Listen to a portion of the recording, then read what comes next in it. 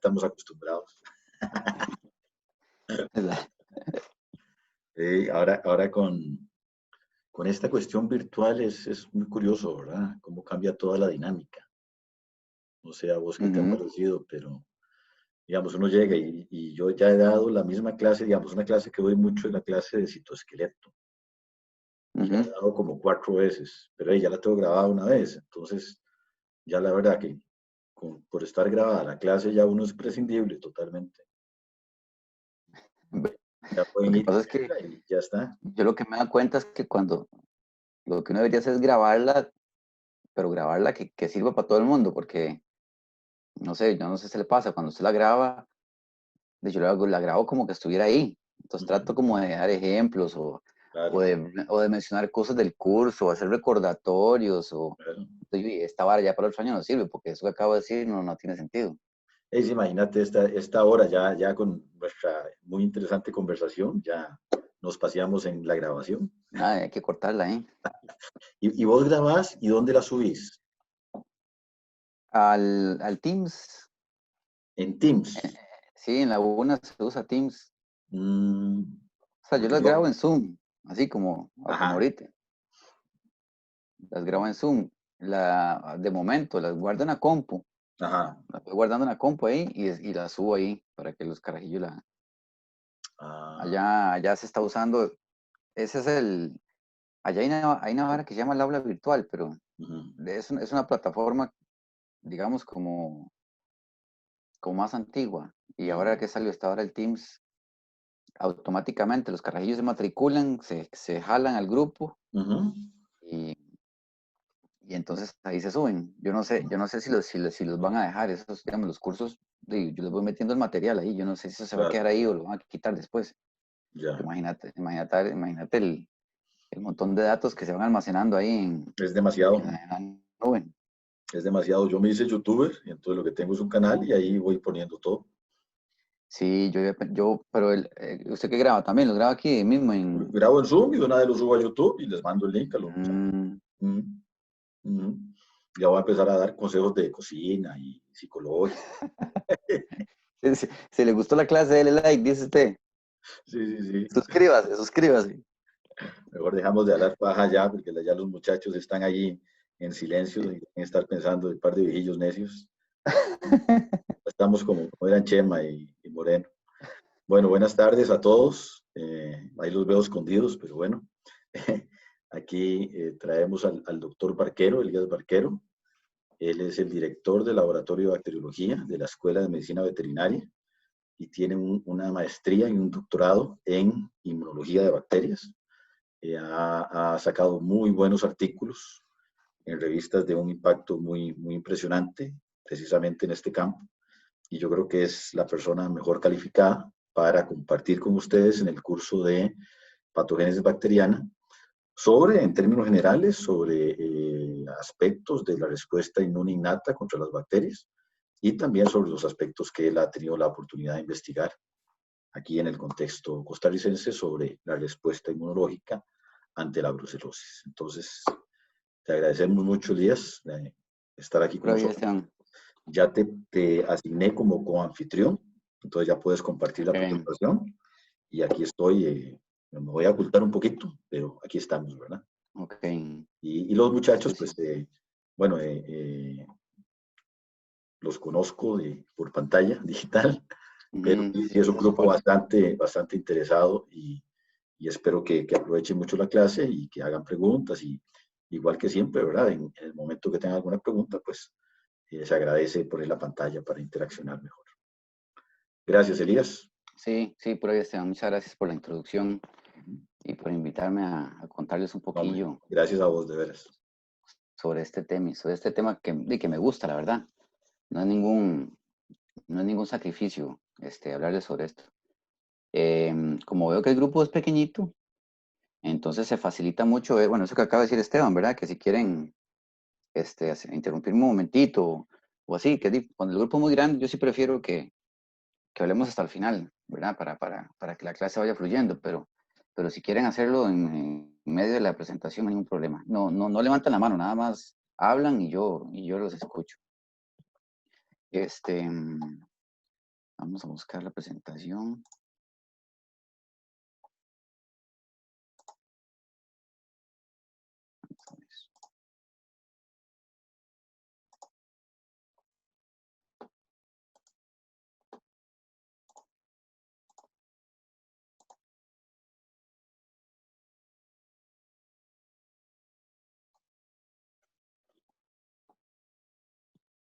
Están viendo están viendo la última diapositiva, más bien.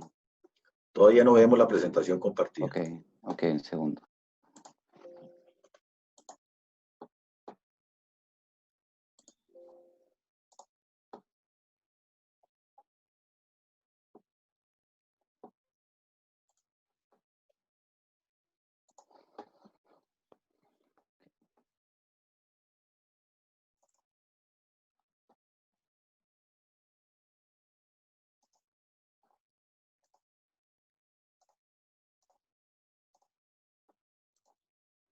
Ahora sí, ¿verdad? Yo no la veo todavía. No. No. No, todavía no se ve. ¿De qué estará pasando? Ahí según yo lo estoy compartiendo en este momento. Ah, espera. Ahora parece que sí hay un cambio y ahí está. Perfecto. Ahí está, Olé. ¿verdad? Olé. Olé. Muy bien. Bueno, ese es el título, ¿verdad? Que ese fue el que me dijo Esteban. Vamos a ver si me sale. Receptores TOL y evasión de la respuesta inmune. Voy a poner por aquí un puntero. Entonces, la idea es contarles un poco sobre la importancia del papel de los receptores, digamos, en la respuesta inmunológica y por supuesto que en el reconocimiento de los microorganismos y la respuesta siguiente, ¿verdad? Y en especial voy a hacer énfasis especial en un tipo de receptor, ¿verdad? De los muchos que hay, que se llama el receptor TOL, que es uno de los receptores más estudiados y más conocidos. Y cómo cómo este receptor o estos receptores podrían ser,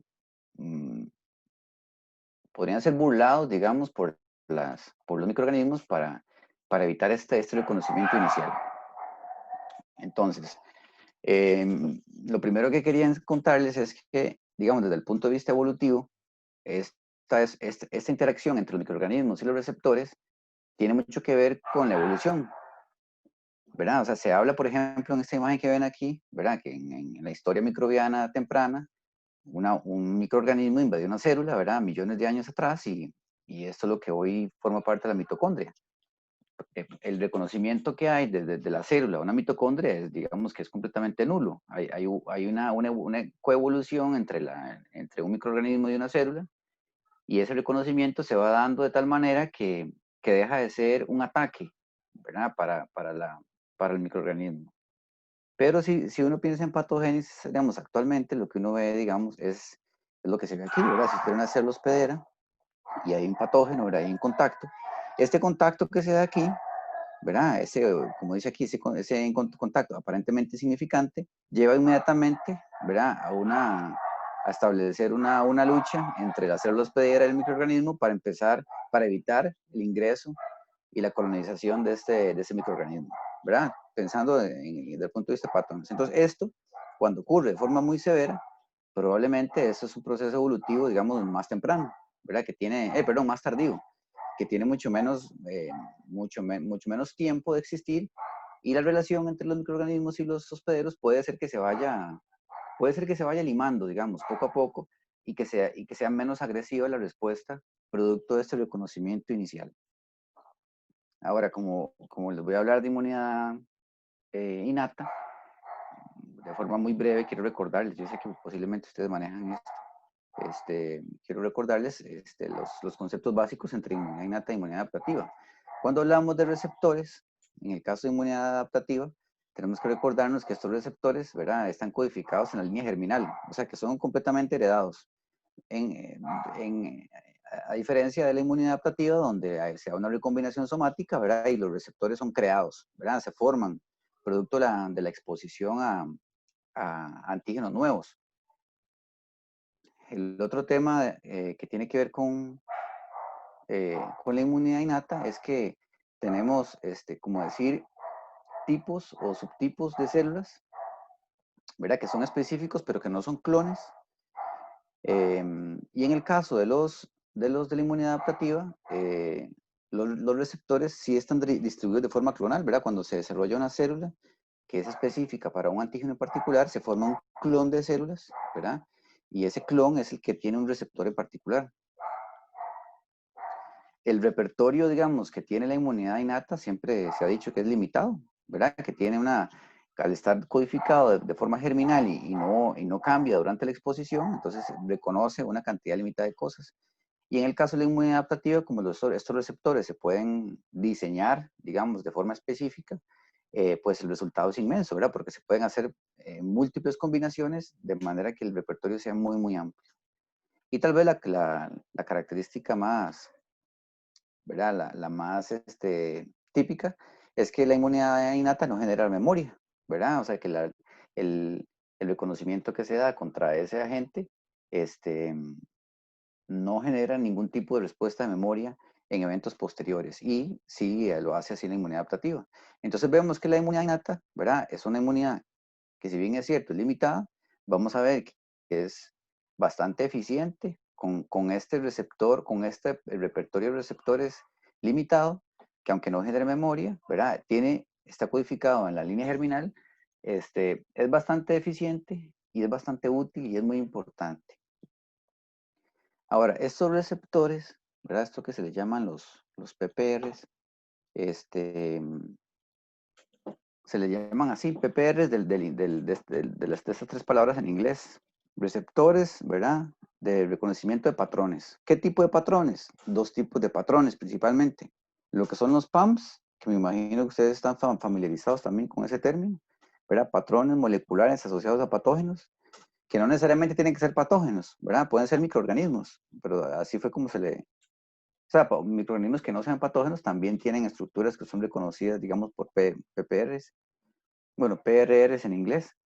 Y los DAMPs, que son, como dice aquí, patrones moleculares asociados a daño, pero son propios del hospedero, ¿verdad? Que normalmente son señales de estrés o proteínas que se liberan, proteínas de choque tóxico, por ejemplo, que estos receptores de la inmunidad innata reconocen como un insulto, ¿verdad? Como un proceso dañino que se está generando, y estos receptores, digamos, generan una respuesta a partir de estos DAMPs, ¿verdad? Entonces, tanto los PAMPs, que son de microorganismos, como los DAMPs, son reconocidos por estos PRRs. Ahora, ¿qué hacen estos PRRs? Tienen básicamente dos funciones. Tienen la función de señalización, o sea, que lo que hacen es que detectan la señal extracelular, ¿verdad? Se genera una señal intracelular, y a partir de ahí vamos a ver que en su gran mayoría lo que llevan es a la respuesta inflamatoria. Pero algunos de estos PRRs, digamos que también están relacionados con la endocitosis. Entonces, algunos de estos receptores están simplemente en la superficie detectando las cosas externas, estos PAMs o estos DAMs, generando señales internas, o podrían favorecer, digamos, la endocitosis de estos microorganismos. Ahora, estos receptores, ¿verdad? Evolutivamente, en la naturaleza están en diferentes organismos. Entonces, vean, por ejemplo, aquí, dice, sistemas de defensa de organismos superiores, plantas, invertebrados y vertebrados. Vemos que la inmunidad innata está presente, ¿verdad? En todas, en las plantas, en los invertebrados, en los vertebrados. La inmunidad adaptativa no, ¿verdad? Es algo más reciente, evolutivamente. Solo está presente en los vertebrados. Y así, si lo revisamos, por ejemplo, las células fagocíticas, las plantas no tienen células fagocíticas, por ejemplo. Y aquí tenemos los patrones de reconocimiento. Entonces, vemos que estos son de los sistemas de defensa más antiguos, ¿verdad? Que están inclusive presentes en las plantas. Y las defensinas, que son unas proteínas que están relacionadas con la respuesta innata también son de las más antiguas. Entonces vemos que las células T y los anticuerpos, por ejemplo, están ausentes en estos organismos. Entonces, digamos, de los sistemas de defensa, estos receptores de patrones y los péptidos antimicrobianos, son, digamos, de los sistemas más antiguos. O sea, que evolutivamente son de las cosas que se desarrollaron inicialmente y que están más distribuidas en los organismos, como las plantas, los insectos y los vertebrados. Ahora, ¿qué es un PAMP? ¿Verdad? El PAMP es, como dice ahí, patrón molecular asociado a patógenos, que existen muchísimos, ¿verdad? Ese es un ejemplo muy sencillo donde están algunos como muy típicos, ¿verdad? Pero si tuviéramos que definir un PAMP, diríamos que son como buenos blancos para el sistema inmunológico. O sea, son como decir estructuras bien seleccionadas que el sistema inmunológico le resulta como relativamente fácil de conocer y que son muy útiles. ¿Por qué? Porque normalmente estas estructuras en los microorganismos son invariantes, ¿verdad? Digamos que son estructuras bastante estables o bastante importantes para la estructura del microorganismo y por lo tanto no se pueden cambiar fácilmente. O sea, no son, no se pueden alterar estructuralmente de forma muy grande, digamos. O sea, la variabilidad es poca. La otra cosa es que podrían ser productos o vías exclusivas de microorganismos, ¿verdad? O sea, que formen parte de, que sean una proteína o una estructura superficial, que sean muy importantes, digamos, para una función del microorganismo y por lo tanto tampoco son fácilmente dispensables. Y la tercera, ¿verdad? Que tienen roles esenciales en la fisiología. Entonces, de alguna manera, estos PRRs, digamos que están entrenados para reconocer cosas que sean esenciales, cosas que sean importantes, estructuras que tienen un rol relevante en el microorganismo y que el microorganismo simplemente no puede, digamos, que eliminarlo. Entonces, por eso se dice que son buenos blancos para el sistema inmunológico. Y la lista de PAMPs, digamos, cada día es más amplia. Dice moléculas conservadas a través de evolución y presentes en patógenos, no en el hospedero.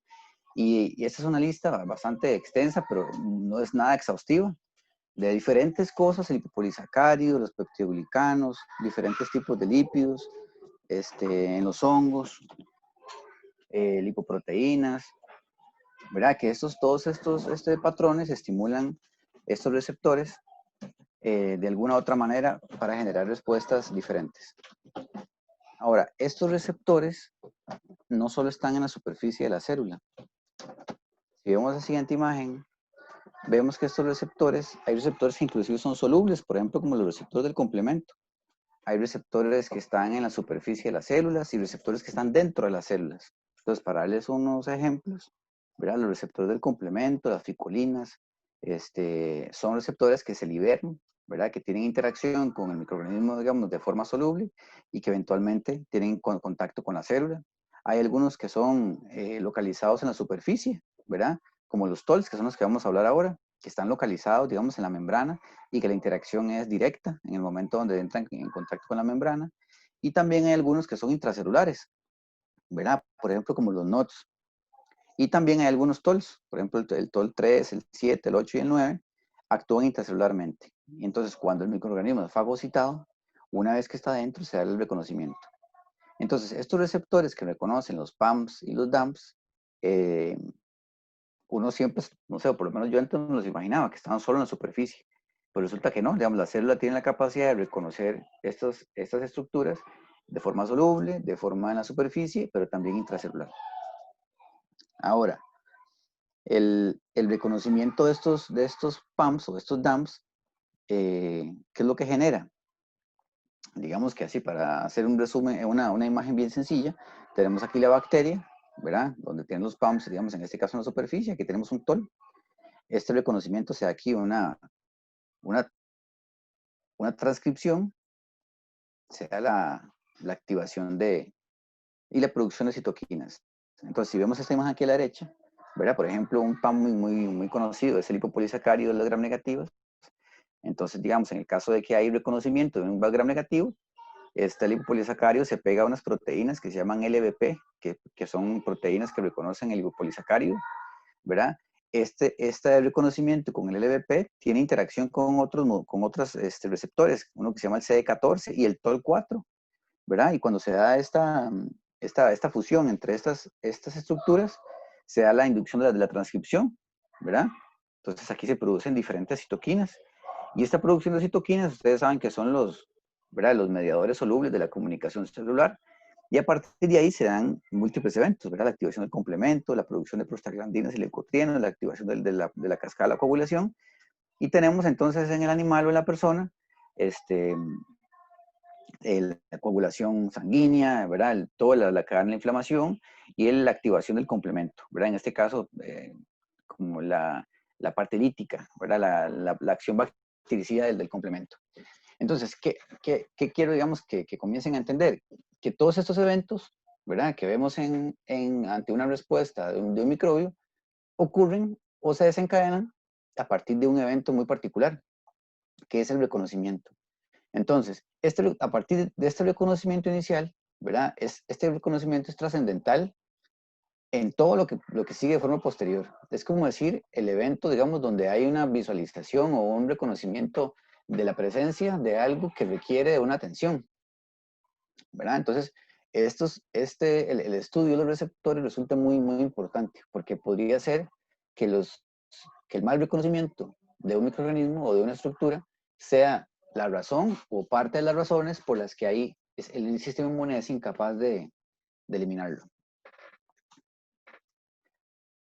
Si vemos aquí, esta imagen tiene muchas cosas. Vamos a ver. Aquí tenemos el patógeno, ¿verdad? Aquí tenemos el TOL. Aquí tenemos el proceso de fagocitosis. Entonces tenemos, digamos, el reconocimiento. Aquí, por ejemplo, están poniendo una célula dendrítica. Entonces tenemos el reconocimiento y la internalización de la bacteria. ¿Qué pasa una vez que se internaliza la bacteria? Se dan básicamente dos cosas. Se da la presentación antigénica, ¿verdad? Se da la generación de moléculas coestimulatorias, como en el caso del CD14 que les mencioné hace un momentito, ¿verdad? Y se da la producción de citoquinas. Este evento, ¿verdad?, es lo que permite el desarrollo de la inmunidad adaptativa, ¿verdad? Cuando tenemos entonces la exposición a células T inmaduras, y estas a su vez, ¿verdad?, son las que determinan el desarrollo de una respuesta intracelular o una respuesta intracelular tipo TH1 o una TH2. Entonces, digamos, aquí se da el vínculo, este reconocimiento en la presentación antigénica es donde se da el vínculo entre la inmunidad innata y inmunidad adaptativa. Nuevamente, esta presentación antigénica, esta producción de moléculas coestimulatorias y esta producción de citoquinas inflamatorias son desencadenadas por este reconocimiento inicial, ¿verdad? Ahora, la inflamación, ¿verdad?, lo que es la respuesta inflamatoria, puede ser percibida como un proceso, ¿verdad?, un dañino. Uno mismo tiende a querer desinflamarse en el momento que se inflama, ¿verdad? Ya sea porque está enfermo o una infección o tiene un golpe o tiene, ¿verdad? Ahora, ¿qué es la inflamación? La inflamación es la respuesta a un evento inicial, ¿verdad? El sistema inmunológico, para que se produzca inflamación, tiene que haber un desencadenante. En el momento en que ese desencadenante desaparezca, la inflamación comienza a revertirse, ¿verdad? Entonces tiene que haber una respuesta a un evento inicial. La inflamación es sumamente compleja. Es un proceso que involucra muchos componentes, ¿verdad? Y además se da en múltiples vías, o sea que aunque una vía, digamos, de estimulación esté frenada por alguna razón, siempre hay procesos simultáneos, ¿verdad?, que hacen que la respuesta sea muy compleja. Y es una serie de procesos que se traslapan de forma continua, ¿verdad? Ahora, la inflamación puede ser dañina y destructiva, efectivamente, ¿verdad? ¿Cuándo es dañina y destructiva? Cuando se da de forma descontrolada o cuando es muy intensa, ¿verdad? Sin embargo, como dice aquí, es un mecanismo crucial de defensa, ¿verdad? Y entonces realmente aquí lo que tenemos es un balance entre, ¿verdad?, lo que uno quisiera es tener una respuesta inflamatoria suficientemente fuerte para que permita la generación de mecanismos de eliminación de microorganismos, pero no tanto, ¿verdad?, que le cause daño a los hospedero. Ustedes saben que en la patogénesis de las bacterias, el tema del daño, hay dos tipos de daño, ¿verdad? Está el daño causado por el microorganismo y está el daño causado por el sistema inmunológico, ¿verdad? Muchas veces las bacterias lo que hacen es estimular de forma exagerada el sistema inmunológico y ese es el que termina realmente causando el daño en una infección, ¿verdad? La bacteria en sí misma no está causando nada, no está produciendo ninguna toxina, simplemente está estimulando el sistema inmune. Entonces, este balance es muy importante. Pero si nosotros no tenemos inflamación, ¿verdad? Y tenemos el problema de que el sistema inmune no se va a estimular y el microorganismo no va a poder ser eliminado. Ahora, para darles una idea, digamos, de lo que puede ser un proceso inflamatorio normal para una bacteria gram negativa como una salmonela, vamos a poner aquí una salmonela, ¿verdad? En medio de la diapositiva. Cuando esta salmonela es reconocida por las células, se dan varios eventos. O sea, es reconocida por estos receptores, se dan varias cosas, ¿verdad? Se da el reconocimiento aquí por los neutrófilos, ¿verdad? Entonces el neutrófilo inmediatamente se activa, se desgranula, se da la respuesta oxidativa. Es también reconocida por los macrófagos, ¿verdad? Y los macrófagos actúan para su eliminación. Algunas salmonelas también pueden invadir células epiteliales y replicarse, ¿verdad? Posterior a esto, al haber activación celular, pues se da daño de tejido, ¿verdad? Y ese daño de tejido libera algunas moléculas que están relacionadas con la producción de fibrina. También el complemento como un receptor soluble se activa, digamos, cuando hay reconocimiento de la presencia de salmonela a nivel del suero, lo cual lleva el complemento a la estimulación de los mastocitos, ¿verdad? Producto si ustedes recuerdan, no sé, de sus clases de inmunología, estas dos porciones del C3 y el 5, ¿verdad? Que son estimulatorias. Se da entonces a nivel del nivel vascular, la agregación plaquetaria, la diapédesis, el llamado de células, ¿verdad? Que están en sangre y que se van para los tejidos. Los macrófagos que han sido activados liberan citoquinas, estimulan otro tipo de células, se da el tipo de la quimiotaxis, se dan procesos de muerte celular, ¿verdad? Se da la fagocitosis de estos cuerpos apoptóticos y de estas células, ¿verdad? Imagínense, todo eso está ocurriendo de forma simultánea.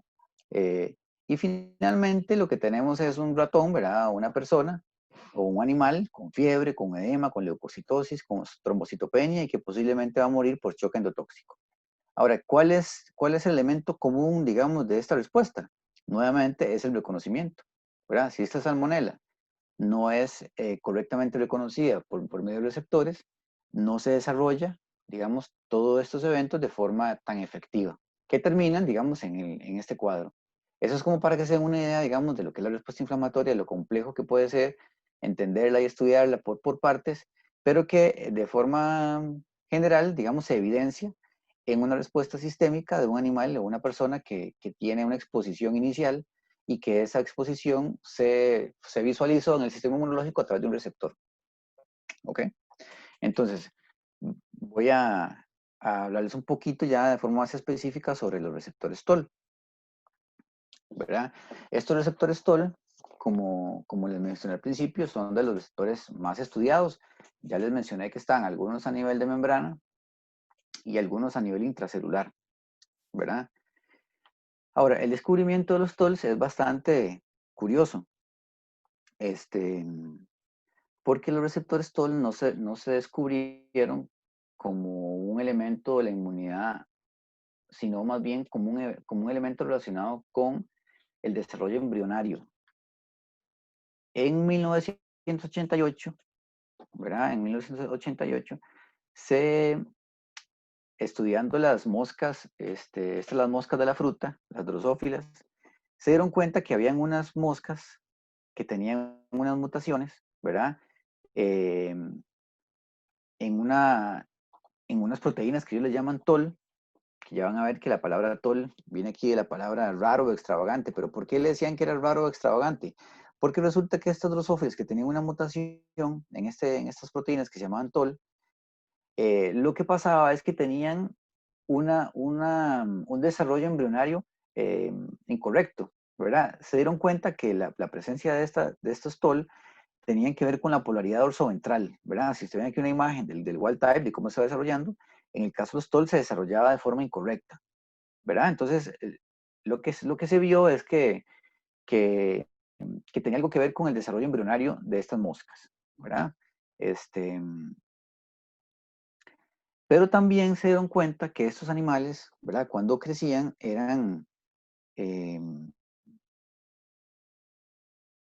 cuando estos animales crecían, eran altamente susceptibles a las infecciones por hongos, ¿verdad? Estas moscas se llenaban de hongos fácilmente y se morían. Ellos se dieron cuenta que los ratones que no tenían, perdón, los ratones wild type, perdón, las moscas, las moscas normales, los que tenían este tol producían, aquí se ve en color verde, una proteína que se llama drosomicina. Esta drosomicina se dan cuenta que es, como decir, la proteína antimicrobiana responsable de protegerlos contra los hongos, ¿verdad? Y esta proteína drosomicina no era producida por los tols. Entonces, además de estar relacionada con el desarrollo dorsoventral, se dieron cuenta que tenía algo que ver con la respuesta inmunológica. O sea, que este tol, las moscas que eran mutantes para el tol, no producían esta drosomicina y por lo tanto eran susceptibles a las infecciones con los hongos. Cuando se estudia, digamos, un poco más a fondo para qué funcionan estos TOL, ¿verdad? Se dan cuenta que en las drosófilas, estos péptidos que ven aquí abajo, esos péptidos antimicrobianos, ¿verdad? Que encuentran que se llama la drosomicina, la diptiricina y otros, está relacionado con el reconocimiento, con un reconocimiento de cosas extracelulares. Entonces, ven que hay unas vías, ¿verdad? Que ellos le llaman las vías del TOL, que están relacionadas con el reconocimiento de los hongos y con el reconocimiento de los gram positivos, ¿verdad? Y como ustedes pueden ver, son una vía bastante compleja, ¿verdad? Con múltiples eventos que llevan a la producción de la drosomicina, a la diptiricina y otros péptidos antimicrobianos. En el caso del reconocimiento de bacterias gram negativas, hay otra vía diferente, que se llama la vía del IMD, ¿verdad? Entonces, en este momento, ellos se dan cuenta y que encontraron algo muy importante, ¿verdad? Que tiene que ver con la producción de péptidos antimicrobianos en las moscas y que tiene que ver con los hongos y con las bacterias gram positivas. Entonces, inmediatamente que se da este descubrimiento, se les ocurrió que si eso estaba presente en moscas, podía estar presente en otros organismos, ¿verdad? Entonces, inmediatamente se fueron a buscarlo a los seres humanos. Y entonces en 1997, ¿verdad? Se dan cuenta que los humanos hay un homólogo de esta proteína TOL, ¿verdad? Que tiene que ver con la activación de la inmunidad, ¿verdad? Em, este, como en los ratones, esto se le llama TOL, ¿verdad? En los humanos se le llama TOL-like, ¿verdad? Porque ya no es la misma proteína que están en los ratones, en las moscas, sino que en los humanos se le llama algo parecido al TOL. Cuando estudian esta proteína, ¿verdad? O sea, intentan ver dónde está presente y qué estructura tiene, se dan cuenta que lo que tienen los TOL, aquí está, digamos, el TOL de los insectos y el TOL de los mamíferos, se dan cuenta que hay varias estructuras en diferentes organismos, como en las plantas, en los mamíferos, o inclusive el receptor de interleucina 1, que tienen algo en común, ¿verdad? Que es este dominio que ellos le llaman TIR. Y le llaman TIR porque esta T viene de TOL, la I viene de interleucina y el R viene del receptor. O sea que es un receptor, ¿verdad? Que se parece mucho al de los TOL y al de la interleucina 1. Entonces le llaman el dominio TIR. Y esto es lo que ellos ven, es lo que ellos ven que está presente en múltiples organismos, ¿verdad? Que este homólogo humano de TOL, que está relacionado con la respuesta inmunológica, tiene el mismo dominio que el de los insectos y el de los mamíferos. Ahora vamos a ver esto un poquito más de detalle. Antes de que esto, digamos, ya lo estaban tratando de entender, se dieron cuenta, hacía mucho existía una línea de ratones que se le decía que esta era una línea de ratones que era resistente a la endotoxina. La endotoxina es el lipopolisacárido, ¿verdad? Que funciona como una toxina en las bacterias. Y es esta línea de ratones, la C3H, HJ. Esta era una línea de ratones que se decía que era un ratón que tenía menos, que digamos que no respondía al estímulo con lipopolisacárido. Entonces aquí hacen unos experimentos donde esta línea, ¿verdad? La HJ, no responde, ¿verdad? No, son, digamos, como ratones, eran más susceptibles a las infecciones, ¿verdad? Pero no producían citoquinas. Y se dan cuenta que estos ratones lo que tenían era que era una línea de ratones que no tenía TOL, o sea, que no tenía el TOL4, que eran ratones que tenían una mutación en el TOL4, y al no tener mutación en el TOL4 se dan cuenta que esta es la razón por la que estos ratones, que ya se usaban desde hace tiempo, no tenían la capacidad de producir citoquinas cuando eran estimulados con lipopolisacárido. En la historia de estos receptores Toll-like, ¿verdad? Hay múltiples eventos, digamos, de cómo se va llevando a cabo el descubrimiento de estos receptores y cualquier función tienen en la respuesta inmunológica, ¿verdad? Inclusive, digamos, desde 1989 ya había una propuesta del concepto de los patrones, receptores de reconocimiento de patrones, ¿verdad? Yo no sé de qué edad son ustedes, pero 1989 no fue hace tanto tiempo, ¿verdad? En 1996 es cuando se descubre el papel de los TOLs, ¿verdad? En la regulación de la respuesta contra la drosófila. Y en 1988, digamos, es cuando finalmente se descubre que el TOL4, el TOL4 es el responsable del reconocimiento del lipopolisacárido. Y este es el primero, ¿verdad? Es la primera vez que se descubre que un receptor, digamos, codificado en la línea germinal, tiene la capacidad innata, ¿verdad? No heredada, no adaptativa, de reconocer una estructura de forma muy específica que está presente en los microorganismos y que está ausente en, digamos, en los mamíferos. Para que se den una idea, ¿verdad? En el año 1988 es cuando se descubre el papel, ¿verdad? El TOL4 como reconocimiento del EPS bacteriano. Y otra vez, no sé qué edad tendrán ustedes y si esto les parece familiar, más o menos en la época, ¿verdad? Donde se da el escándalo de Mónica Lewinsky y Bill Clinton, ¿verdad? Que era la secretaria del presidente de Estados Unidos. Y si no se acuerdan de eso, pues tal vez pueden haber visto la película Bichos, que es más o menos la época donde se descubre el TOL. Entonces, a partir de ese descubrimiento en 1998, se da un boom, digamos, en lo que es el estudio de los PRRs y el papel de los PRRs en la inmunología. Y actualmente es un tema, ¿verdad?, obligatorio en todos los libros de inmunología, pero estamos hablando de 22 años, ¿verdad? Que a veces en la historia científica eso es poco tiempo, ¿verdad? Para el desarrollo que se ha generado a partir de ese momento. Fue tan importante ese evento, ¿verdad? Se dio el desarrollo de múltiples estudios en el entendimiento de estos receptores. De hecho, muchos de estos receptores que les presenté al principio no se conocen tan bien, ¿verdad? Es un campo de estudio bastante activo. Ahora, si estudiamos un poquitito, digamos, lo que tiene que ver ya el TOL y ver cómo está conformado, diríamos que los TOLs, ¿verdad? Si usted tiene aquí el receptor de interleucina 1 y el TOL, lo que comparten es esto, el TIR, ¿verdad? Que le mencioné. Este TIR, entre lo que tiene, es que tienen, digamos, como unas secciones que le llaman cajas 1, 2, 1, 2, 3, que son unas cajas muy conservadas, ¿verdad? Entonces, dentro de los diferentes TOLs, porque ya vimos que hay varios TOLs, este es el elemento más común, ¿verdad? Esto es lo que más se conserva.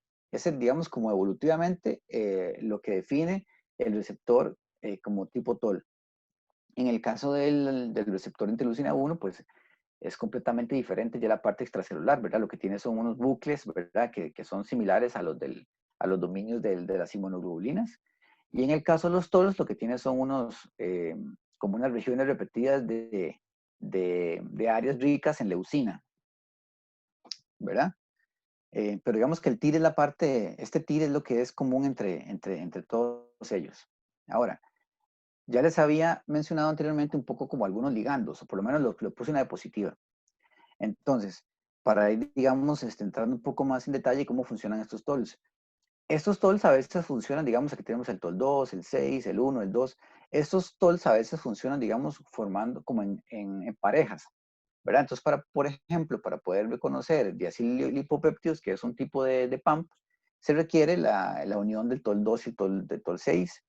El TOL2 también se puede unir con el TOL1 para reconocimiento de triacil lipopéptidos, para reconocer la proteína de los flagelos, ¿verdad? El TOL5, el TOL4 principalmente para el lipopolisacárido.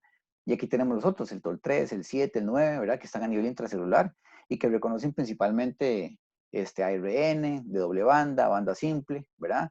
Y ADN bacteriano.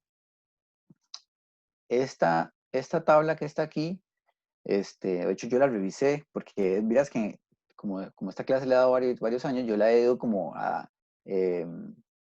pues actualizando, ¿verdad? De hecho, digamos, el último TOL que se escribió fue el TOL 13 y vean que no todos los TOLs están en todos los organismos. Por ejemplo, digamos, algo que me llamó la atención es que el TOL 10, por ejemplo, no se conoce cuál es el ligando todavía. Y, digamos, en el caso de los ratones no hay un TOL 10.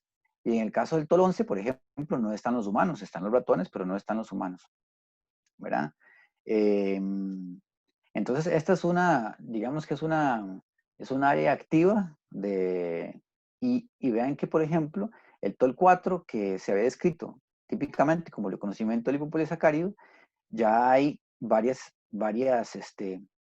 ligandos nuevos, ¿verdad? Inclusive algunos ligandos relacionados con el hospedero, ¿verdad? Que entonces estos TOLs que originalmente estaban descritos como únicamente para reconocer patógenos, reconocen también los DAMs, ¿verdad? Como habíamos hablado al principio. Entonces, esta tabla, por ejemplo, a Esteban le gusta preguntarla en el examen, ¿verdad? Para que se la memoricen de pies a cabeza, ¿verdad? No, mentira. Totalmente que no se les olvide nada. Nada más que, si te puedo interrumpir un momento, Elías, ahora que está de moda, obviamente, el coronavirus, yo no sé si ustedes están enterados de que se ha descrito en ciertos pacientes no de edad tan avanzada y sin factores de riesgo, presentaciones clínicas muy severas. Y esas presentaciones clínicas tan severas, originalmente creo que se hizo en un grupo de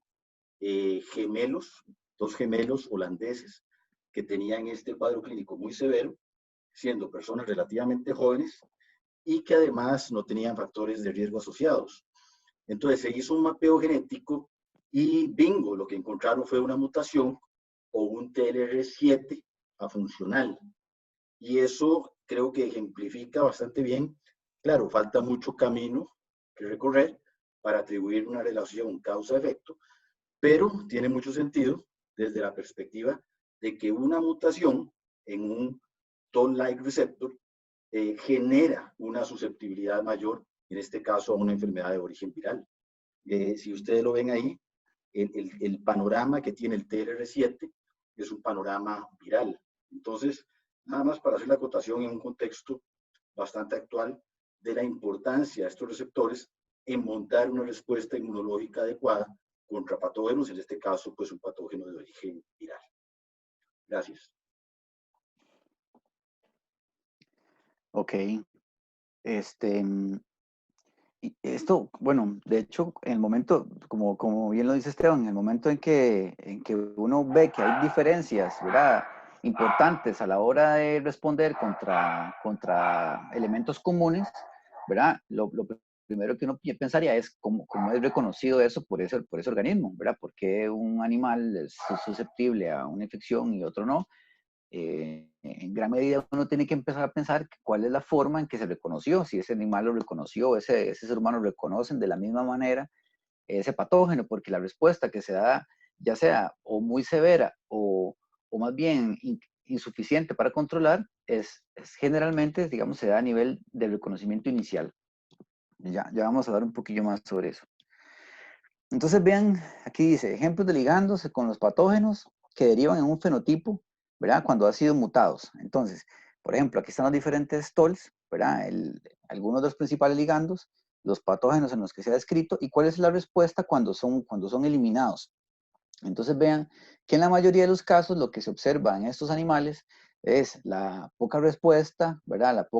La respuesta inflamatoria disminuida, poca proliferación de células B, disminución en la sobrevida, baja producción de citoquinas, baja producción de citoquinas. Aquí vemos ahí uno más bien que funciona al revés, que mejoró la resistencia del animal, ¿verdad? Probablemente la respuesta inflamatoria más bien era muy severa y eso producía la muerte. Pero vemos que en general, digamos, si vemos esta tabla, lo que vemos en general es que la respuesta de una mutación en un ratón de un receptor lleva en la mayoría de los casos a una respuesta a la disminución de la sobrevida o a una respuesta inflamatoria o inmunológica disminuida. Ahora, estos receptores que están en la membrana interactúan con el dominio TIR de estos receptores interactúa con unos adaptadores. ¿Qué son adaptadores? Son moléculas que están intracelularmente y son los que desencadenan, digamos, la señal intracelular. Ya lo vamos a ver en otra imagen. Entonces, lo que quiero es que vean que hay posterior al receptor, ¿verdad? Digamos que está el receptor aquí, inmediatamente después tenemos estos adaptadores. Entonces, aquí tenemos el TIR, ¿verdad? Que está presente en todos los TOLs y un adaptador, ¿verdad? Que voy a mencionar las palabras porque lo voy a ver en la que sigue. El 88, el malo, el TIRAP, que se le llaman de una forma u otra, el TRIFT, el TRAM y el SARM, ¿verdad? Si vemos la siguiente imagen, ¿verdad? Entonces tenemos, aquí están los TOLs, ¿verdad? En la superficie, y aquí están todos los adaptadores, ¿verdad? 1088, TIRAP, 1088, el TRAM, el TRIFT, y estos adaptadores son tan importantes como el receptor, porque estos son los responsables, digamos, de la cascada de eventos que se dan intracelularmente. ¿Y cuál es digamos, el común denominador de esta cascada? La respuesta de citoquinas inflamatorias, ¿verdad? El interferón y la producción de múltiples tipos de citoquinas. Entonces, es tan importante el receptor como el adaptador. Y vean que estos adaptadores, algunos funcionan con ciertos receptores y algunos no, ¿verdad? Por ejemplo, el 1088 funciona con varios, ¿verdad? El TRIP funciona con algunos, el TIRAP por aquí, por acá. O sea, se repiten los adaptadores en algunos de los receptores, pero no todos los receptores tienen los mismos adaptadores. Entonces, si yo, por ejemplo, hago una mutación en un adaptador, no en el receptor, en un adaptador, puedo tener un efecto más severo. Porque si yo muto, digamos, por ejemplo, el 1088, de una vez estoy afectando la respuesta de varios TOLs al mismo tiempo, ¿verdad? Es como decir el cuello de botella de la señal intracelular. Entonces, ahora, hay señales, digamos, estos adaptadores son muy importantes, pero no quiere decir que son totalmente necesarios para todas las respuestas. Entonces, si vemos la siguiente imagen, vemos que, por ejemplo, en el caso del TOL4, que es el que más le estamos dando importancia, hay vías dependientes e independientes de 1088. O sea que yo puedo tener una respuesta 1088 dependiente y 1088 independiente. Y esta dependencia, 1088 o no, me genera, si bien es cierto, respuestas inflamatorias son diferentes, ¿verdad? El tipo de productos que generan no son exactamente los mismos. Entonces, esto, ¿verdad? Voy a volver una imagen, es para que se den una idea, digamos, de lo complejo que es la respuesta, porque cuando usted reconoce un microorganismo, no lo reconoce por un solo receptor, ¿verdad? Si yo tengo un gram negativo, pues por supuesto que voy a tener reconocimiento por todo el 4, pero ese gram negativo tiene LPS, tiene peptidoglicán, ¿verdad? Tiene flagelos, entonces se da una respuesta simultánea a través de múltiples receptores y esto desencadena, por lo tanto, una respuesta, varias respuestas intracelulares, ¿verdad? Algunas a través de adaptadores, algunas independientes de adaptadores. En el caso, dice, reconocimiento de componentes microbianos independientes de TOL, ¿verdad? Entonces, por ejemplo, en el caso del peptidoglicán, también tenemos el reconocimiento a través de TOL2 y hay reconocimiento independiente de TOL2. En el caso de los virus, tenemos reconocimiento a través de TOL3 y reconocimiento independiente de TOL3, ¿verdad? Entonces, eso ocurre a nivel de diferentes PAMs, ¿verdad? No solo con el caso del lipopolisacárido. Y, digamos, similar a lo que les estaba mencionando, más que una imagen diferente, tenemos el reconocimiento de TOLs induce una producción de citoquinas. Entonces tenemos los diferentes TOLs, ¿verdad? Vean que algunos actúan en forma de parejas, sus diferentes PAMs, los diferentes adaptadores que generalmente participan en la generación de la respuesta intracelular. Y vean que el resultado final de este reconocimiento es la producción de citoquinas. Entonces estamos claros, ¿verdad? Que el reconocimiento de estas estructuras ya sea a nivel de superficie en este caso, ¿verdad? Y por medio de diferentes adaptadores lleva a la respuesta inflamatoria, ¿verdad? Esta es la misma imagen, esta también le encanta a Esteban, ¿verdad? A veces la pide así exacta. Entonces, bueno, yo le mando la presentación para que se la pueda memorizar. Aquí está la presencia de los TOLs, vean, algunos extracelulares, algunos intracelulares. Vean lo que me interesa de esta diapositiva es, digamos, ampliar un poco el montón de proteínas que participan en esto y que al final de cuentas, ¿verdad? De forma muy simplista, yo diría que este reconocimiento me lleva a la respuesta proinflamatoria, ¿verdad? Por la producción de diferentes citoquinas. Ahora, ¿cuáles citoquinas y qué combinación y cuánto de cada tipo? Ahí está la clave, digamos, del tipo de respuesta que estimula cada microorganismo. Entonces, hay microorganismos que estimulan respuestas más hacia TH1, más TH17, más TH1, más TH2. Y eso tiene mucho que ver con la cantidad, ¿verdad? Con la cantidad y la combinación de citoquinas. Porque vean que, digamos, si tenemos una respuesta, digamos, tipo T, tenemos diferentes citoquinas. Algunas citoquinas se repiten, ¿verdad? Que están en diferentes partes de esta respuesta. Y es la cantidad, ¿verdad? La cantidad y la combinación lo que determina si tengo una respuesta TH1, una respuesta TH2 o TH17. Toda esta producción de citoquinas, por supuesto, está ligada de forma directa con el reconocimiento inicial del microorganismo, ¿verdad? Algunas de estas relacionadas con la respuesta de organismos extracelulares, algunas intracelulares, ¿verdad? Algunas que tienen que ver con los hongos, por ejemplo. Entonces, ya estamos, digamos, ya estamos metiéndonos en la inmunidad adaptativa, ¿verdad? Pero esta inmunidad adaptativa tiene que ver de forma directa con el reconocimiento inicial de la respuesta inmune innata. Y por supuesto, digamos, todos estos procesos que estábamos viendo tienen regulación interna, las células, ¿verdad? Entonces se han descrito, ¿verdad? Diferentes mecanismos intracelulares que son regulación negativa de tolerancia, ¿verdad? Inclusive algunos agonistas químicos que se conocen, que están relacionados con la regulación de todos estos procesos, ¿verdad? Que esto también eso es un área de investigación muy, muy interesante, porque si yo puedo modular, ¿verdad? La respuesta que me genera estos receptores, yo podría favorecer, digamos, una respuesta más acorde con el microorganismo que me interesa o menos dañina para el hospedero, ¿verdad? O favorecer un tipo de respuesta inmunológica versus otro, ¿verdad? Entonces, esta es una línea, digamos, de investigación tan importante como la anterior, porque me permite, digamos, ya de forma más aplicada, entender cómo puedo yo modular estos procesos que son tan complejos, ¿verdad? Si yo me devuelvo aquí, uno dice, bueno, sí, ¿qué necesito yo controlar para generar una respuesta que digamos, que sea favorable al organismo que está infectado? Entonces, sí es muy importante, hay mucha gente interesada, digamos, en este tipo de regulación negativa. Esto, lo que quería aquí enseñarles era, en el caso de las diferencias de drosófila de mamíferos, porque en drosófilos, si ustedes recuerdan, se describió que los TOLs tenían que ver directamente con la producción de proteínas antibacterianas, ¿verdad? Esto no ocurre en el caso de los mamíferos, ¿verdad? En el caso en los mamíferos lo que se produce son citoquinas, ¿verdad? En los ratones, en las quenecio, en las moscas, lo que se produce son directamente los péptidos antimicrobianos. Entonces, digamos, sí tienen que ver con reconocimiento, sí tienen que ver con respuesta innata, pero el producto que se genera es diferente, ¿verdad? Bueno, aquí se ve claramente la complejidad, digamos, de los eventos que desencadenan la transcripción de proteínas, pero en este caso son citoquinas y en este caso son los péptidos antimicrobianos. Entonces, solo para recordarles, ¿verdad? Los diferentes, dónde están localizados estos TOLs, ¿verdad? Algunos de los PAMs, ¿verdad? O los DAMPs, en este caso, ¿verdad? Las proteínas de los heat shock proteins que son de fase aguda, que son propios del hospedero, el ácido hialurónico, por ejemplo. Para recordarles, ¿verdad? Las cajas 1, 2, 3, los dominios TIR, ¿verdad? Y posterior de estos están los adaptadores. ¿Ok?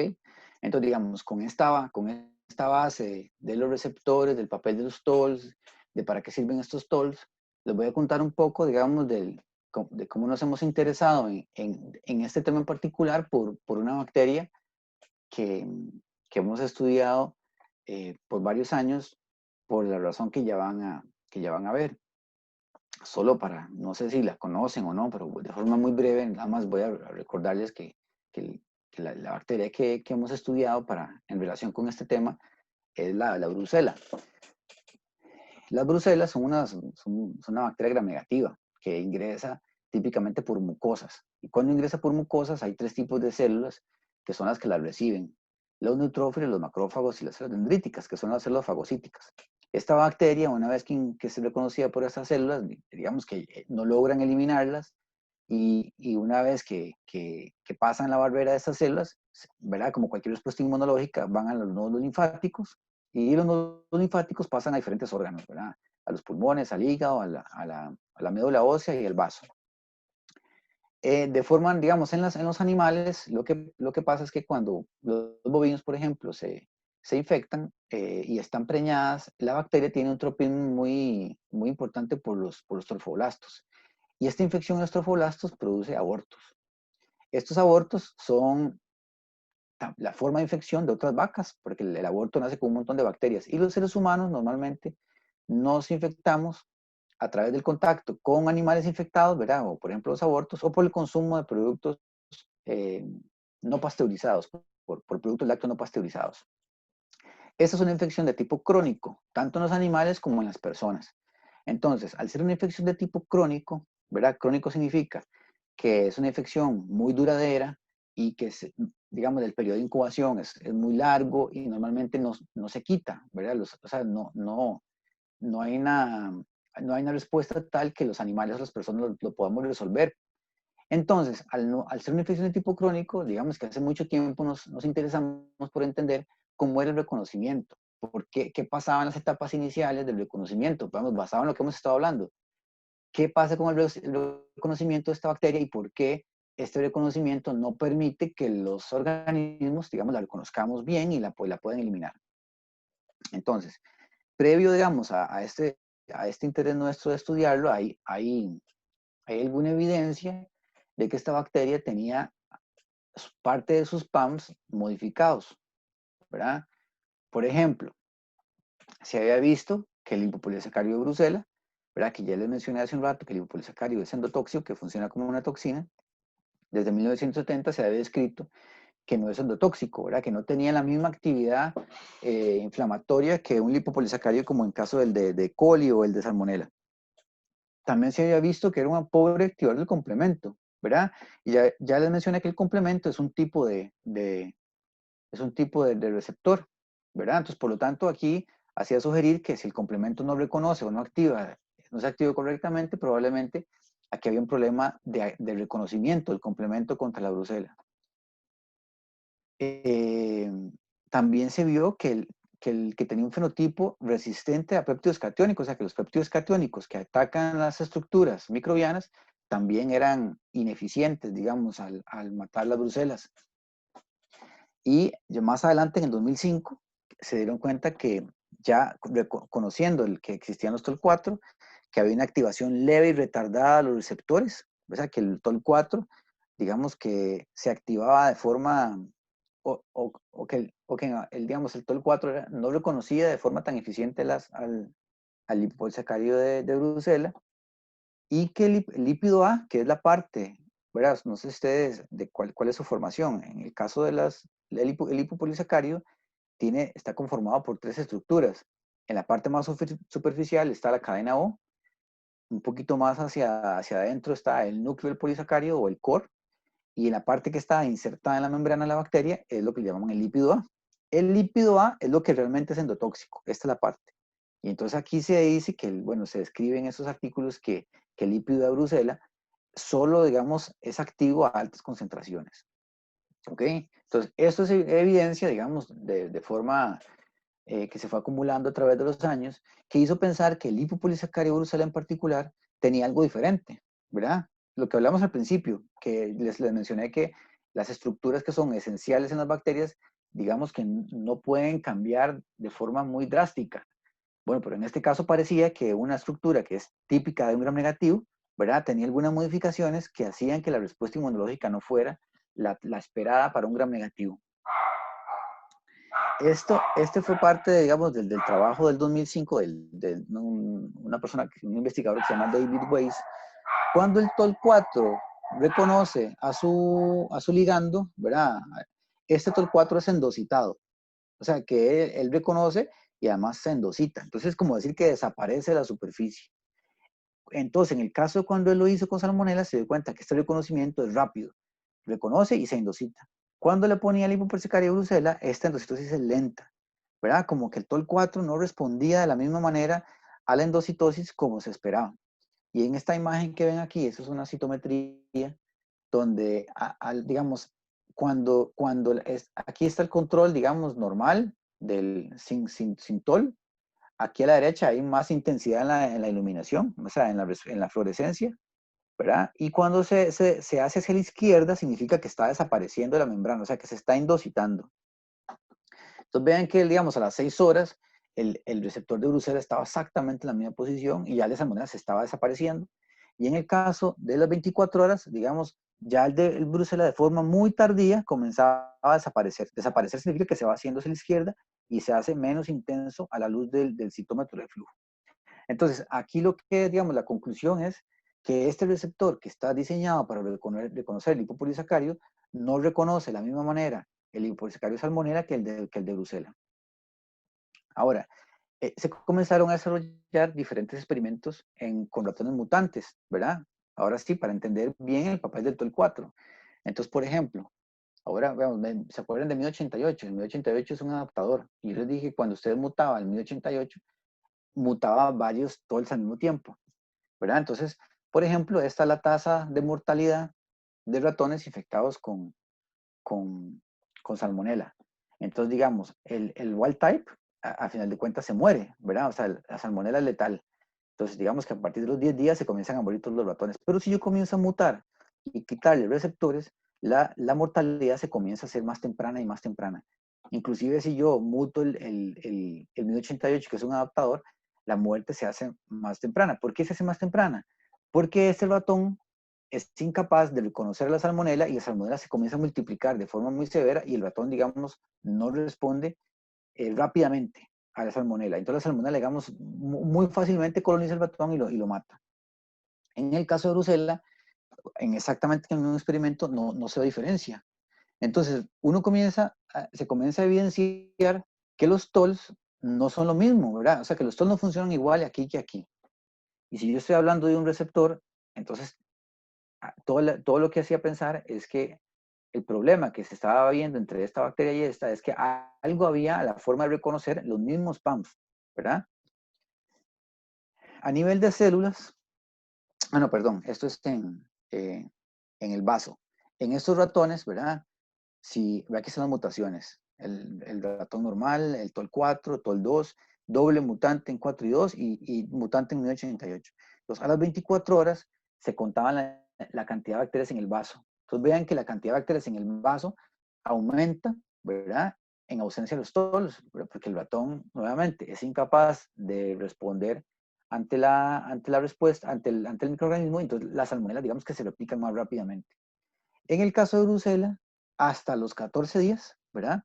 Se pudo ver que solo con los 1088 se ve alguna diferencia. Entonces, se comienza a establecer, digamos, una diferencia en diferentes modelos, que vamos a ver varios más, en el cual una bacteria, digamos, gram negativa típica, la ausencia de estos receptores es muy severa para el animal y en el caso de la brucela, estos receptores, inclusive en el TOL2 y TOL4, que son, digamos, de los TOLs principales, no hay ninguna diferencia significativa. O sea, tenga o no tenga receptores de este tipo, la infección pareciera que transita de forma muy parecida.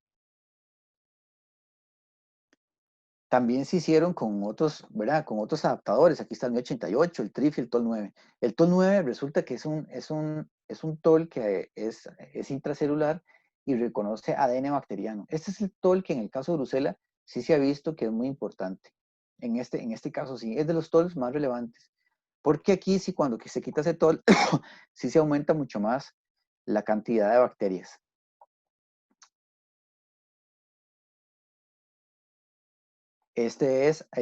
Son dos experimentos diferentes, ¿verdad? Que llegan a conclusiones parecidas. Veamos, vea que cuando quitan aquí otros receptores de interleucina no pasa nada. Cuando quitan el 1088 sí.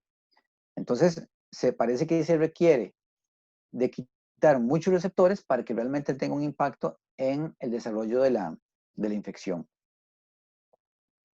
Ahora, aquí ya comienzo yo a meter la cuchara, ¿verdad? En el 2007, para tratar de cuantificar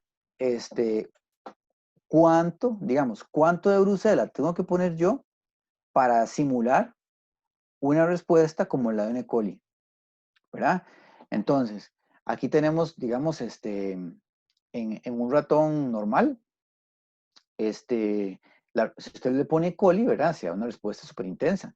Si le pone Brucela o en este caso eran fragmentos de membrana externa, se produce una respuesta pequeñita, ¿verdad?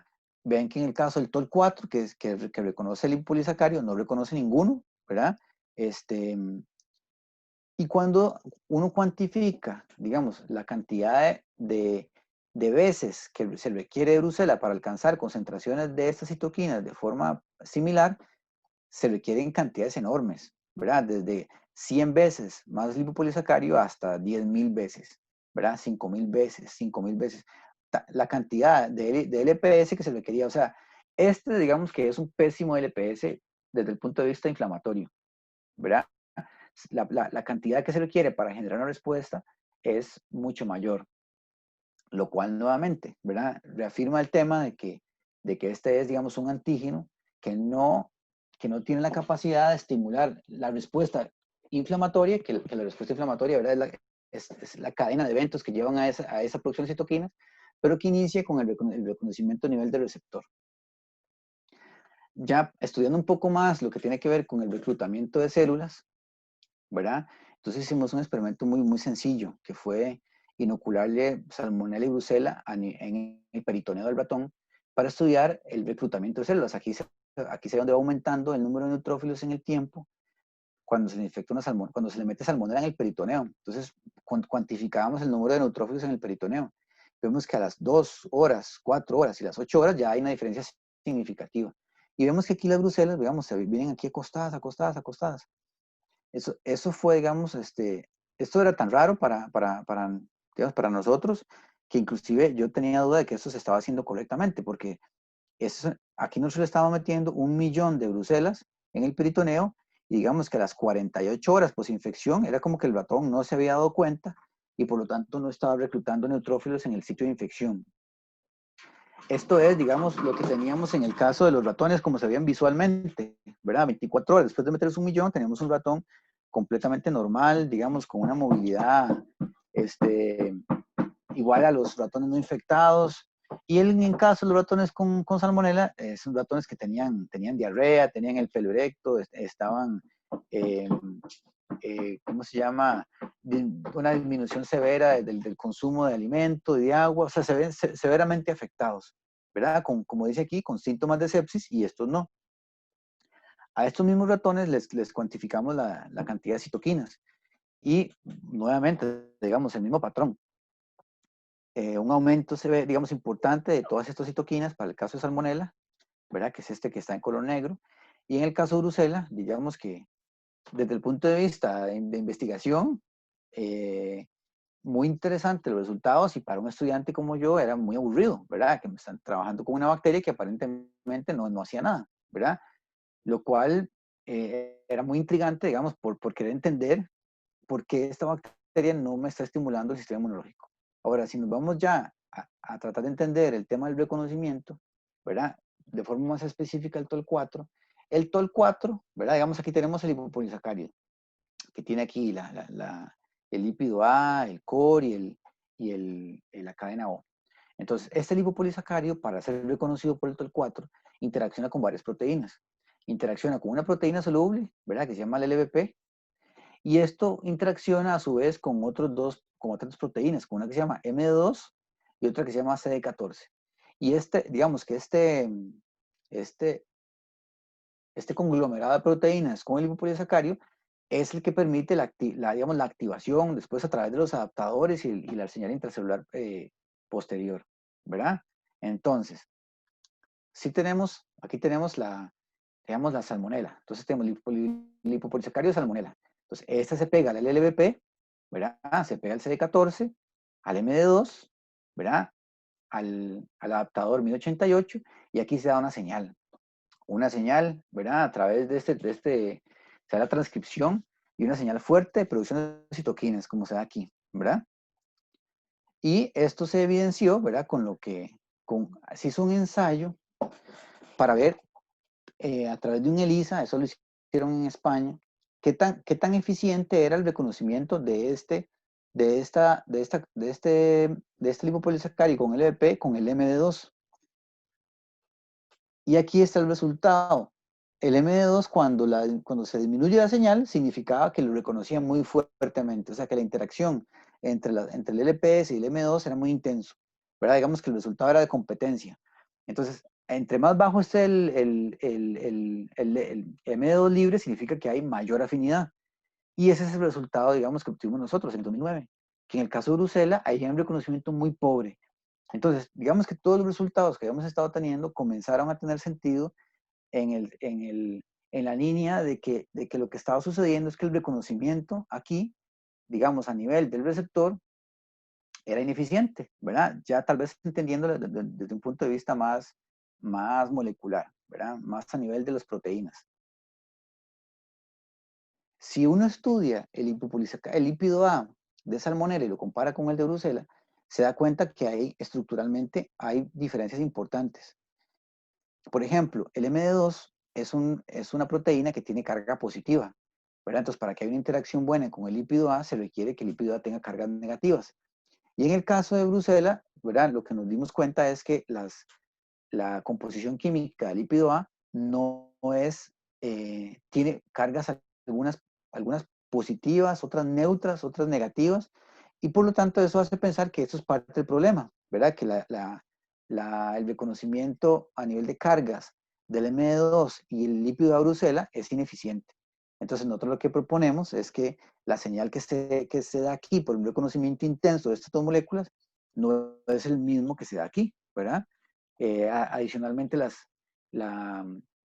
cadenas lipídicas del lípido A son mucho más largas, en fin, digamos, hay diferencias químicas importantes y por lo tanto la señal es una señal, digamos, pobre.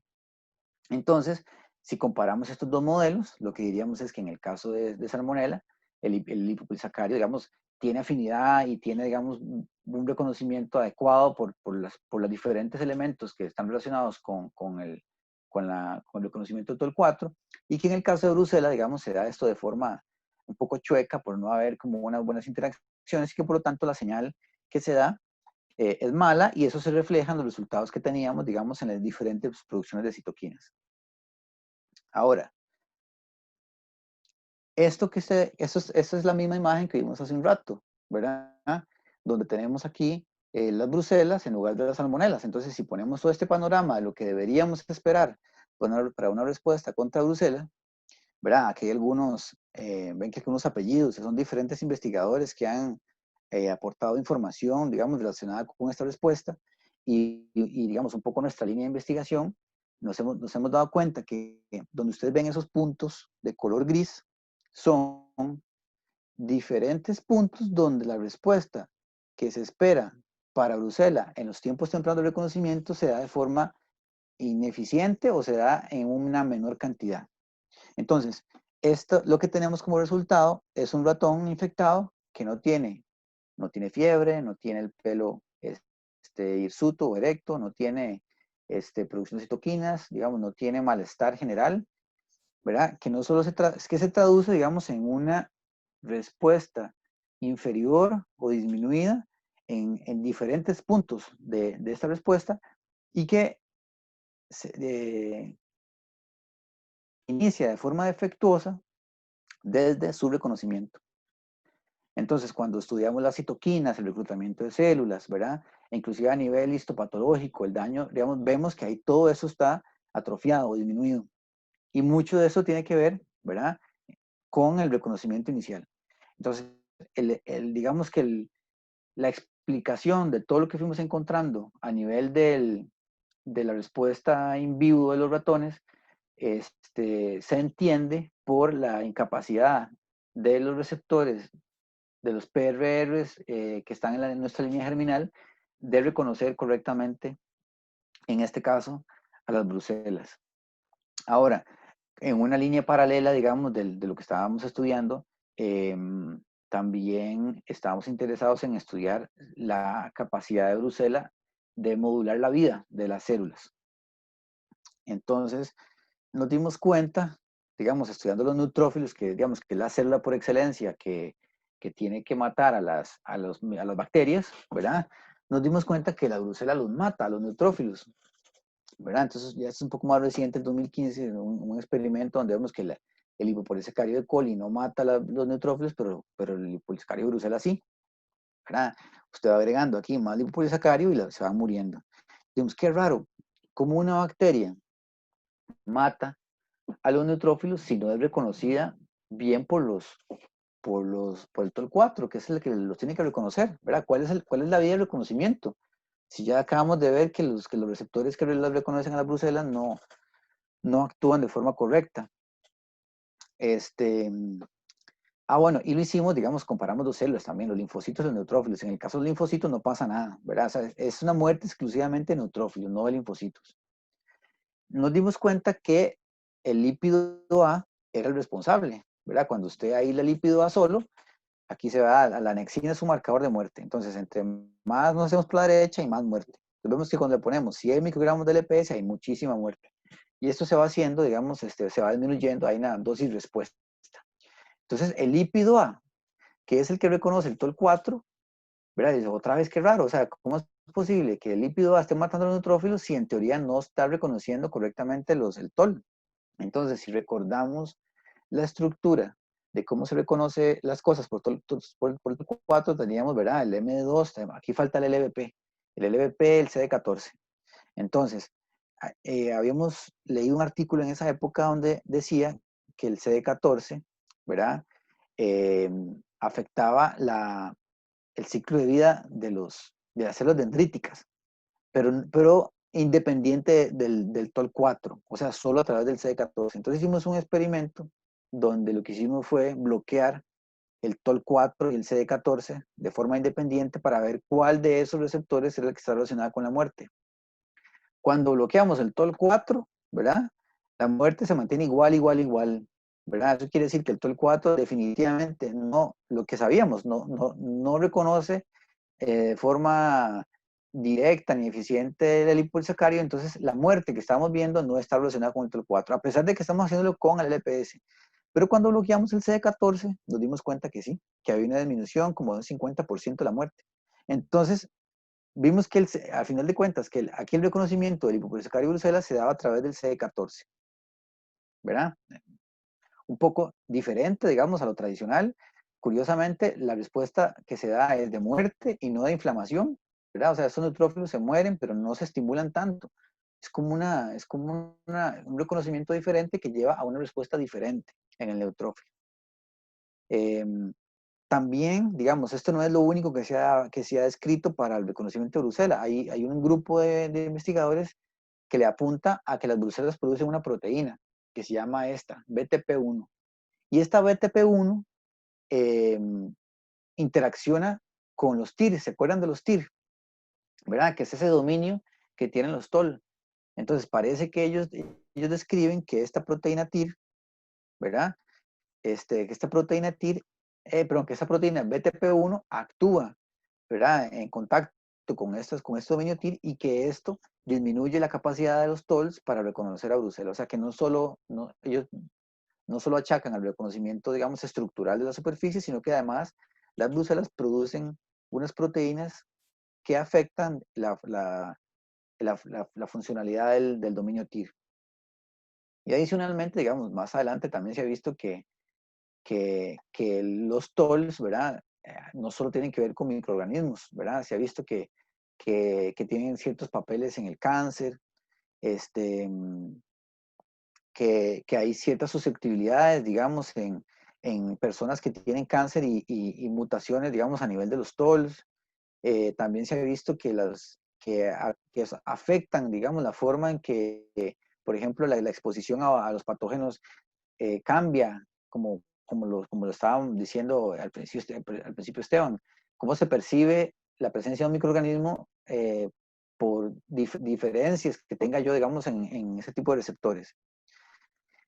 ya esta es la última diapositiva. Lo que entonces, el mensaje, digamos, que me interesa es que, digamos, que esté siendo un curso de patogénesis, que ustedes se lleven el mensaje de que el reconocimiento es muy importante, ¿verdad? Que existen muchísimos receptores que tienen que ver con este reconocimiento y que si bien es cierto, es la etapa inicial, veramos, de la respuesta inmunológica, esta respuesta inmunológica puede cambiar drásticamente, ¿verdad? Producto de un reconocimiento pobre o un reconocimiento eficiente o digamos, o de diferencias que tenga el hospedero, no del patógeno, ¿verdad? Diferencias en el hospedero respecto a su repertorio y a la expresión de estos receptores en su membrana y cómo esto afecta a la respuesta inmunológica. Porque cuando, ¿verdad? Lo que les dije al puro principio, la patogénesis de una bacteria tiene dos componentes, ¿verdad? El componente directamente de la bacteria, que es lo que la bacteria hace para causar daño, y el componente del hospedero que podría responder de manera tal, ¿verdad? Que sea beneficioso para la resolución de la enfermedad o, o más bien que va en contra, digamos, de la resolución de la enfermedad y produzca más daños de tejido. Esta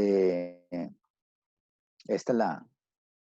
aquí tenía algunas diapositivas ahí pero esta es la última diapositiva. Si tienen dudas, preguntas, comentarios, si tienen críticas, se las dicen directamente a Esteban cuando colguemos. Muchas gracias, Elías. Excelente presentación. Muchachos, ¿alguna pregunta?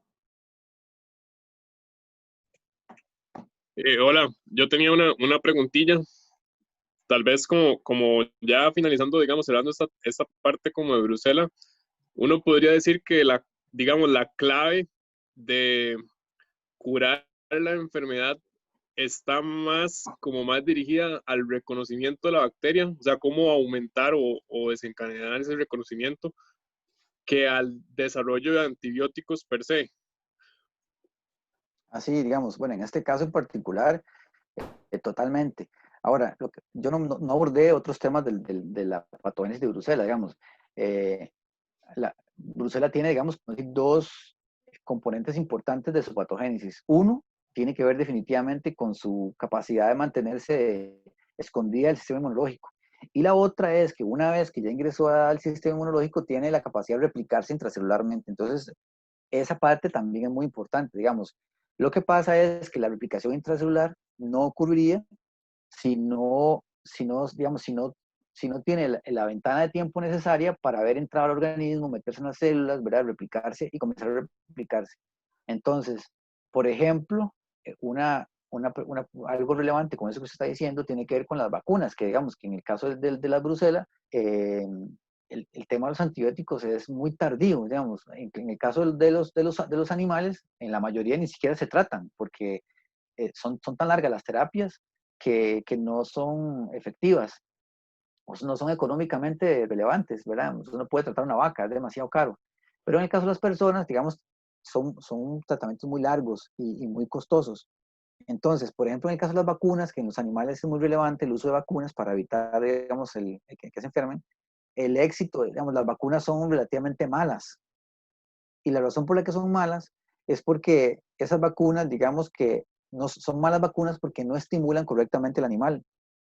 Y tiene que ver con esto. Entonces, el éxito, digamos, parte de nuestro interés también es el desarrollo de vacunas que estimulen de forma efectiva al animal para que la respuesta de memoria sea buena. Porque si yo uso la misma bacteria, ¿verdad? Que de todos modos me estimula mal, entonces no logro el cometido. Digamos, las vacunas de Bruselas pues, protegen el 65-70% de los animales. ¿Verdad? Eso para una vacuna es muy malo, ¿verdad? 7 de cada 10, 3 no se van y parte del problema es ese, que la misma vacuna, digamos, si se utiliza bacterias muertas o bacterias modificadas, no son suficientemente estimulantes, ¿verdad? Entonces, definitivamente sí, digamos, el éxito de generar una buena vacuna sería que yo pueda estimular de forma más eficiente que la bacteria, digamos, que la bacteria silvestre, porque la bacteria silvestre no es buena, digamos, no es suficientemente estimulante. Entonces, sí hay un interés en entender esa parte para mejorar muchísimo el reconocimiento inicial. Sí, muchas gracias. Perfecto. ¿Alguna otra pregunta? Yo tenía una, Elías. ¿Qué sabes vos en cuanto a la distribución de los receptores TOL y en general, receptores de la respuesta inmune innata, en células que no son del sistema inmunológico? ¿Qué tan extendidos pueden estar en, por ejemplo, células epiteliales de un intestino, ese tipo de barreras en los cuales están en la interfase de reconocer, por ejemplo, flora normal? ¿Habrán, no habrán células M? Si hay, digamos, si hay en células no fagocíticas, o sea, si están distribuidos y existe, digamos, si existe mucha diferencia en la cantidad, digamos, sí, digamos, en la cantidad que está presente en la superficie de las células, no solo en el tipo, sino en las cantidades. O sea que, digamos, como decir, por ejemplo, y eso es bastante interesante. Si usted agarra esa lista, digamos, de todos los TOLs y la comienza a buscar, hay células que no se saben. Digamos, como que la gente no se ha puesto a estudiar, digamos, con tanto detalle eso, por ejemplo, porque usted puede decir, sí, digamos, la ruta de entrada, digamos, de una infección, en el caso de células por atrás de mucosas, ¿verdad? Entonces yo quiero saber si las células que están a nivel de mucosas, digamos, son capaces de tener los receptores necesarios para hacer eso. Claro. Entonces, sí hay mucha distribución, pero por ejemplo, a veces hay células que tienen mucho de un tipo o menos de otro, o que del todo no tienen algunos. O sea, es bastante variado, no tengo una imagen como para tener el detalle, pero si usted busca, por ejemplo, presencia de TOLs en las células, entonces ahí va a decir todas las células que los tienen y van a decir que algunas tienen en mayor o menor cantidad, ¿verdad? Algunas tienen, como decir, posiblemente las que son más de choque van a tener receptores, me imagino que las que no son fagocíticas tal vez tienen más para DAMPs, digamos, o que son en los tejidos más profundos. Las que son más de barrera probablemente tienen para el reconocimiento más de microorganismos. Pero sí, eso es, digamos, hay mucha variación en las células y mucha variación en la cantidad. No solo no solo si lo tienen o no, sino en la cantidad que tienen. Perfecto. Muy bien. ¿Alguna otra pregunta, muchachos? Bueno, yo creo que si no hay Yo más tengo preguntas. una. Ah, ahí hay una. Sí, nada más, disculpa que no puedo poner la cámara, es que estoy en una compu de escritorio y no he comprado camarita. No se No preocupe, no hay importa. problema. Bueno, no sé, es una pregunta, no sé si será media rara, pero es que lo que estaba pensando es que, digamos, estabas mencionando que hay receptores TOL en los endosomas. Sí. Cuando se da el reconocimiento, ¿eso es como en endosomas tempranos o algo así? ¿O también estos receptores tienen como resistencia a las condiciones que se dan en el endosoma? Pues, digamos, porque como va disminuyendo el pH, luego llegan otro tipo de enzimas. Ajá. No sé si se pueden degradar este tipo de receptores o si esas enzimas están solo dirigidas a, a componentes bacterianos. No sé si me A ver si lo expliqué. entiendo. Que digamos, por ejemplo, que todo lo que es la hidrólisis de proteínas afecte los TOL. Eso Ajá. no he escuchado, digamos, eso. Por ejemplo, esos TOLs más bien requieren, por ejemplo, el TOL9 está en endosomas tempranos. El TOL9 Ujú. reconoce ADN. Entonces, es importante, digamos, que la bacteria más bien ya se haya lisado, porque es el momento donde se expone el ADN de la bacteria.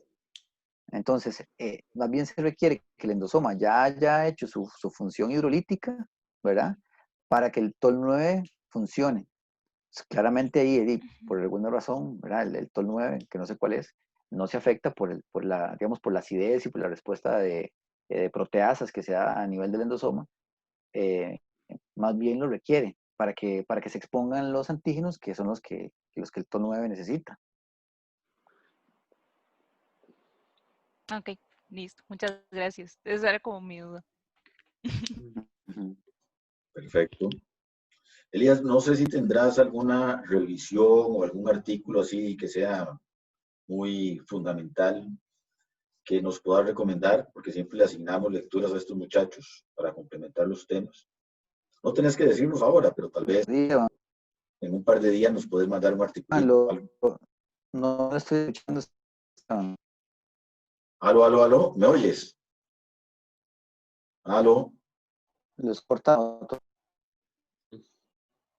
Ahora. Se quedó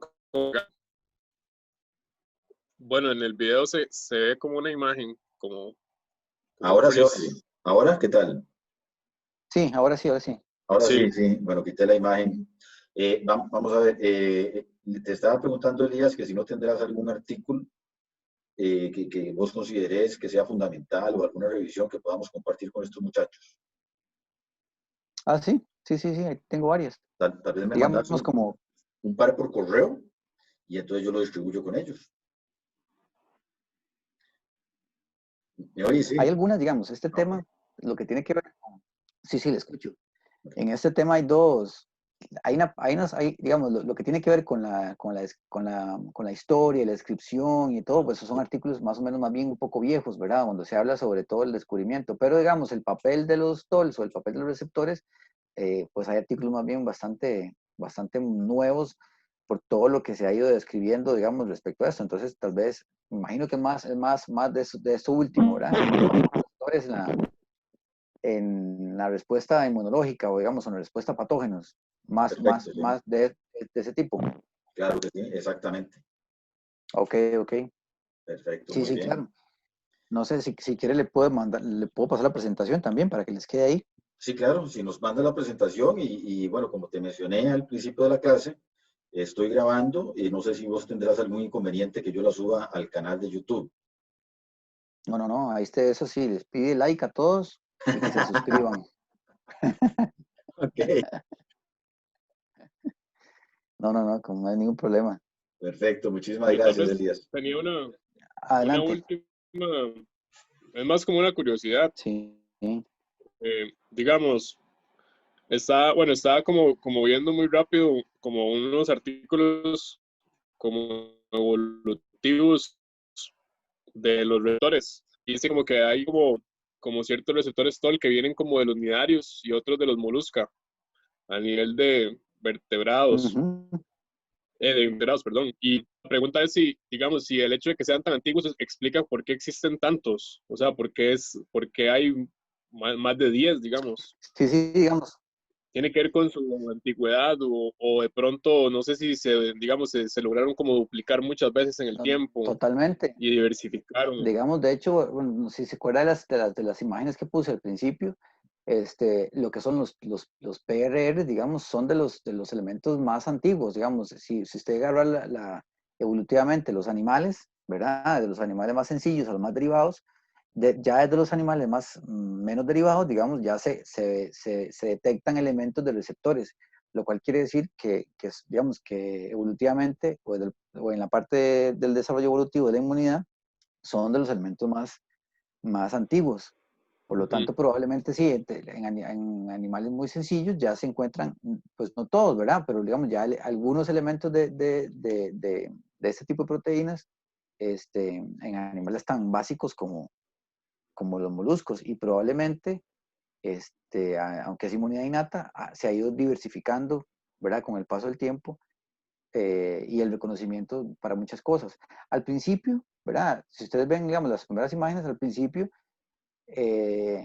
como todo en la parte, digamos, en la ciencia, se tratan de encasillar en que los receptores funcionan para cosas de reconocimiento de microorganismos y esa es como la forma, y de repente se comienzan a dar cuenta de que es una estructura química que reconoce inclusive que se puede estimular hasta con medicamentos. Vean que digamos que participa en cosas como cáncer, y entonces de repente los receptores que típicamente funcionan para reconocer microorganismos y respuesta inmunológica, pues, ¿verdad? Entre más estudios se dan cuenta que tienen otras funciones y ¿verdad?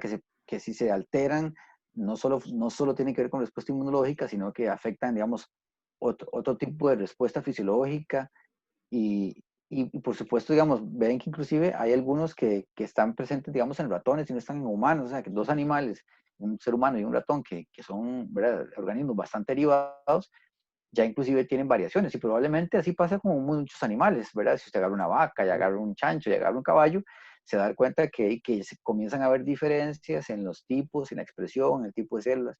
Por ejemplo, digamos, yo cuando estaba estudiando esto hace muchos años, me costó darme cuenta si los neutrófilos, que es la célula que me interesaba, si tenían TOL, no había, o sea, no había casi artículos relacionados con eso, un neutrófilo, ¿verdad? Que es una célula tan relacionada con la inmunidad innata, no había claridad y algunos decían que sí, que hay animales que sí tenían y que no tenían. Entonces, eso se va, la información se va acumulando y se van generando cosas que, digamos, como que se salen un poco del patrón, como esto, digamos, que les mencioné el CD14, que dice, sí, claro, el TOL4 reconoce el lipopolisacárido. Y de repente aparece un artículo y dice, no, pero es que también puede ser por fuera. Ay, fue puña. Entonces uno cree que se sabe las reglas y de repente las cosas van cambiando. Entonces es un tema cambiante y que definitivamente el tema evolutivo, ¿verdad?, tiene mucha relevancia. Yo había conocido un investigador alemán, bueno, él es mexicano, pero que trabaja en Alemania, y él, parte de su interés era estudiar los neutrófilos, pero él buscaba diferencias entre animales, precisamente por las diferencias evolutivas. Y él estuvo interesado en alguna época en estudiar murciélagos, porque él lo que me decía es que los murciélagos parece como que animales muy ancestrales, ¿verdad? O sea, que tienen características muy ancestrales. Entonces, él quería ver, digamos, si algo que estudian, que sucede en los humanos, también ocurrió en los animales. Y mucho tiene que ver con, digamos, con la respuesta de los neutrófilos a receptores. Entonces, inclusive, digamos, en esta época, hay animales bastante derivados que podrían tener diferencias a nivel de estos receptores y que la respuesta de esos animales sea diferente precisamente por las diferencias evolutivas que tengan. Ajá. Sí, ahora con el COVID, como que los murciélagos son como un top ahí, tema. Que Sí, parece que tienen como una clave ahí, como la clave de cómo convivir con cosas malas, pero sin que les... sin que les afecten. Sí. Sí, eso es un tema que se le presta, pienso yo, poca atención. El tema, o sea, hoy estamos viendo que los receptores son necesarios, pero muchas veces la gente, digamos, se pone a estudiar cosas que los resultados, digamos, del tipo de respuesta que se genera y pienso yo, es una opinión personal, que se le presta poca atención, digamos, al reconocimiento, porque en el reconocimiento muchas veces es donde está la clave de qué va a pasar después, ¿verdad? Y podría ser simplemente que el reconocimiento, no es lo único, ¿verdad? Pero es como uno de los elementos que determina cómo se va desarrollando una respuesta, ¿verdad? Dentro de todas las cosas que tienen que ver con la respuesta inmunológica, es la forma en que se percibe y lo que desencadena ese reconocimiento inicial determina mucho el desarrollo o no de una enfermedad. Sí, gracias. Ahora sí no. Ok. Perfecto. Bueno, yo creo que con eso ahora sí terminamos, si no hay alguna otra pregunta. Entonces, muchas gracias, Elías. Bueno, Esteban, mucho gusto. Y quedo pendiente que me mandes por correo los artículos que tengas a bien, así como la presentación. Perfecto. Bueno, Bueno, mucho gusto a todos y ya se nos pasó la cantada del himno. chao, hasta luego. Bueno, con gusto, hasta luego. Muchas gracias. Chao. Buenas noches, muchas gracias.